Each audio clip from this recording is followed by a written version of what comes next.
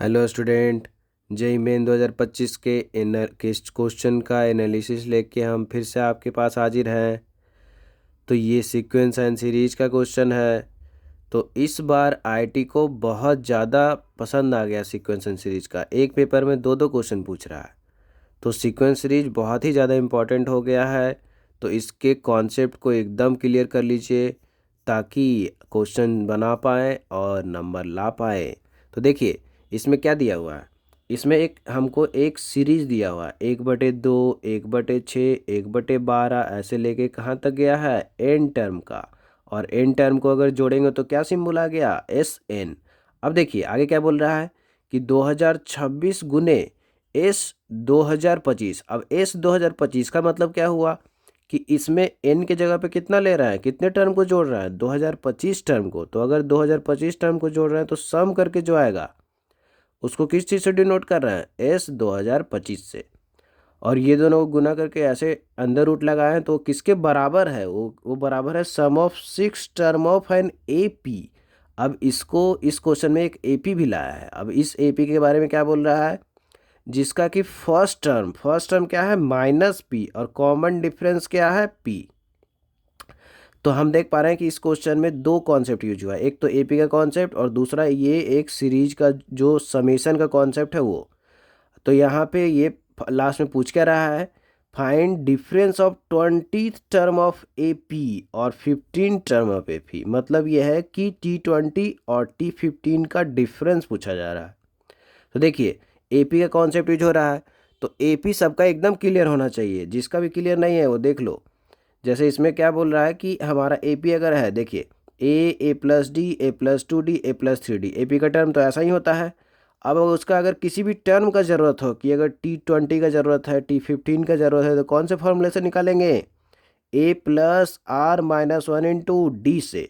अगर उसके सम of term का ज़रूरत हो, sum of first 10 term, sum of first 20 term, sum of first 6 term इसमें यूज हुआ है, तो यहाँ पे n/2 2a + n-1 × D का यूज करेंगे। अब देखिए इस क्वेश्चन में सबसे पहले तो दिया हुआ SN ऐसे n टर्म का, और दूसरा जो दिया हुआ वो सबसे पहले लिख देते हैं कि अंडर रूट इतना बराबर क्या लिखा था, 6 टर्म ऑफ AP। तो 6 टर्म ऑफ AP का फॉर्मूला लगा देते हैं। तो 6/2 2a + 6-1 कितना होगा, 5 × D। तो यहाँ पे ये भी बोल रहा था कि जो हमारा AP है उसका फर्स्ट टर्म क्या है, -P, और डिफरेंस कितना का है, P का। तो यहाँ पे A के जगह पे -P, D के जगह पे P रख दिए। तो 5P में से 2P चला जाएगा तो 3P बचेगा, और 3 × 3 9P। यहाँ पे देखो अब ये अंडर रूट इतना का बराबर आ गया 9P। तो यहाँ पे P भी अननोन है और ये भी अभी नहीं पता है, तो दो दो चीज़ें अननोन है। अब देखिए फाइनल पूछ क्या रहा था, sum of 20th term of AP minus sum of 20th term और 15 टर्म का डिफरेंस पूछ रहा था। तो यहाँ पे T20 - T15 पूछ रहा है। अब देखिए ये वाले फॉर्मूला से क्या लिख देंगे, T20 तो A+19 × D, और T15 क्या होगा, A+14 × D। अब दोनों घटाएंगे तो A सीधे कट जाएगा, 19D में से 14D गया तो 5D।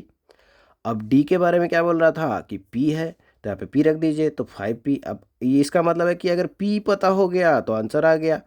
अब अगर यहाँ से P निकालना चाहते हैं तो इसका वैल्यू पता होना चाहिए, और इसका वैल्यू अगर जानना चाहते हैं तो कहाँ रखना होगा, 2025 इसमें। इसका मतलब है कि ये जो सीरीज है कितने टर्म को जोड़ेंगे तो आंसर मिल जाएगा हमको, 2025 टर्म को, और साल भी 2025 है।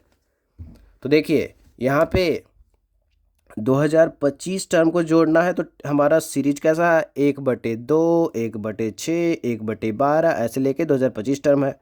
अब हम अगर यहाँ पे देखें ध्यान से देखेंगे तभी जोड़ पाएंगे, नहीं तो ऐसे ही छोड़ देंगे क्वेश्चन को। अब 1/2, 1/6, 1/12, अब अचानक से हम हमारे दिमाग में क्लिक किया कि 1/2 को तो लिख सकते हैं 1/2, 6 को लिख सकते हैं 2 × 3, 12 को लिख सकते हैं 3 × 4, आगे जो आएगा वो 4 × 5, फिर 5 × 6, ऐसे ऐसे होते जाएगा। तो पहला टर्म में 1 × 2 था, दूसरे टर्म में 2 × 3, तीसरे टर्म में 3 × 4। तो 2025वां टर्म में क्या होगा लास्ट में, 2025 × 2026। अब देखिए इसको जोड़ेंगे कैसे, तो ये इस टाइप का जब भी रहता है तो इसको डिफरेंस में लिखते हैं, मेथड ऑफ डिफरेंस लगाते हैं। मेथड ऑफ डिफरेंस कैसे लगाएंगे, तो इस यहाँ पे जो है वो है A1 और 2, तो वो 1/1 -1/2 लिख सकते हैं। यहाँ पे 2 और 3 है तो 1/2 -1/3 लिख सकते हैं। यहाँ पे 3 और 4 है तो 1/3 -1/4 लिख सकते हैं, मतलब डिफरेंस में लिख दिए। डिफरेंस में लिखने से फ़ायदा क्या हुआ कि यहाँ पे 1/2 प्लस के साथ है, यहाँ पे 1/2 माइनस के साथ है, तो दोनों 1/2 ऐसे कट जाएगा।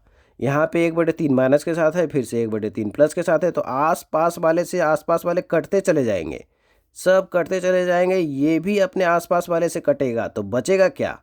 बचेगा शुरू का एक टर्म 1 और लास्ट का भी एक टर्म बचेगा 1/2026। अब इसमें एलसीएम लेंगे तो 2026 आएगा, 2026 -1 2025। अब देखिए हमको किसका ज़रूरत था?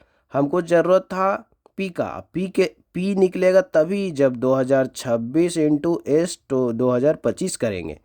अब एस 2025 इंटू 2026 का वैल्यू आ चुका है। कितना आ गया है दोनों का वैल्यू?